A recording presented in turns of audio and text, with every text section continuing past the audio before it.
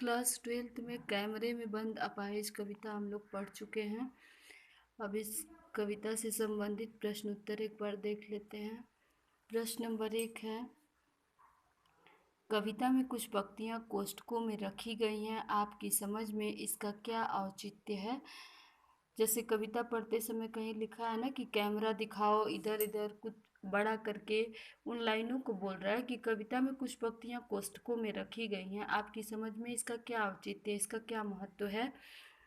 तो कविता में कुछ पंक्तियाँ कोष्ठकों में इसलिए रखी गई है जिससे पाठक को जो साक्षात्कार करता है उसके हाव भाव और उसकी गतिविधि का भी उचित परिचय मिलता रहे, जिससे उसकी भावनाएं स्पष्ट हो सके और वह कविता मनोरंजक हो सके। इसके लिए कुछ पंक्तियां कोष्ठकों में रखी गई है।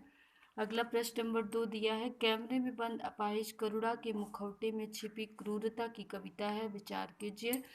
कैमरे में बंद अपाहिज जो प्रकरण है ये खुद ही एक कारुणिक प्रकरण है, लेकिन इसके पीछे छिपी क्रूरता, कविता में इसके पीछे क्रूरता छिपी है। इसका क्या आशय है? आशय यह है कि किसी जो साक्षात्कार करता है वो एक अपाहिज व्यक्ति को प्रश्न करने के लिए लाते हैं, लेकिन वो उसकी भावनाओं के साथ खिलवाड़ करते हैं। उनके प्रश्न बेतुके होते हैं।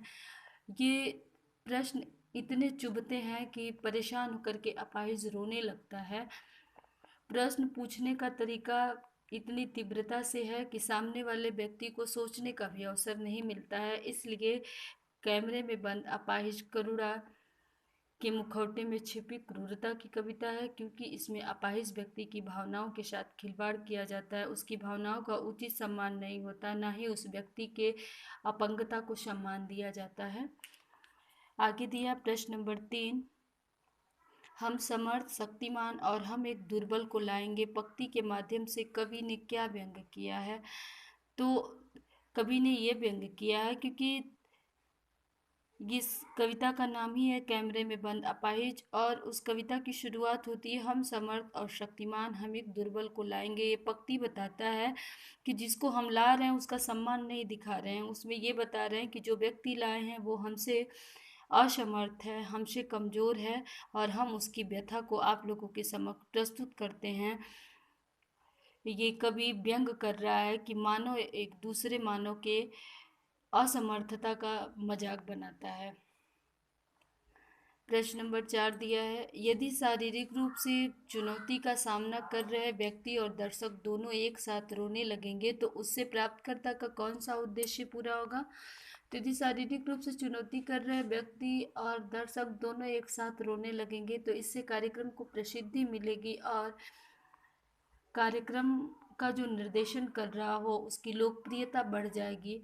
तो उनकी लोकप्रियता बढ़ने का उद्देश्य संपूर्ण हो जाएगा, भले ही इसके लिए उनको मानवता के साथ अमानवीय व्यवहार करना पड़े। प्रश्न नंबर 5 दिया है, पर्दे पर वक्त की कीमत है कहकर कवि ने पूरे साक्षात्कार के प्रति अपना नजरिया किस रूप में रखा है। पर्दे पर वक्त की कीमत है यह कह करके कवि ने साक्षात के प्रति ये नजरिया रखा है कि उनका एक ही उद्देश्य किसी व्यक्ति को लाना, अपने चैनल को प्रसिद्धि दिलाना, ना कि उस व्यक्ति के व्यक्तित्व के अहम पहलुओं को दिखाना, उस व्यक्ति के साथ सहानुभूति रखना और उस व्यक्ति के प्रति अपने रवैये को कोमल और व्यवहारिक रखना। उनका एक ही उद्देश्य है कि पर्दे पे उन्हें एक समय मिलता है, उस समय के अनुसार वो अपने चैनल को जितनी प्रसिद्धि दिला सकते हैं, चाहे वो प्रसिद्धि जिस तरीके की हो, वो उचित है और अच्छी है। इसके अलावा आपके इस पाठ में कविता के आसपास में एक पत्र दिया है। प्रश्न नंबर 3 दिया है कि यदि आप इस कार्यक्रम के दर्शक हैं तो टीवी पर ऐसे सामाजिक कार्यक्रम को देखकर एक पत्र में अपनी प्रतिक्रिया दूरदर्शन निदेशक को भेजें। ये पत्र आप अपनी कॉपी में अवश्य लिखिएगा। कविता के आसपास में प्रश्न नंबर 3।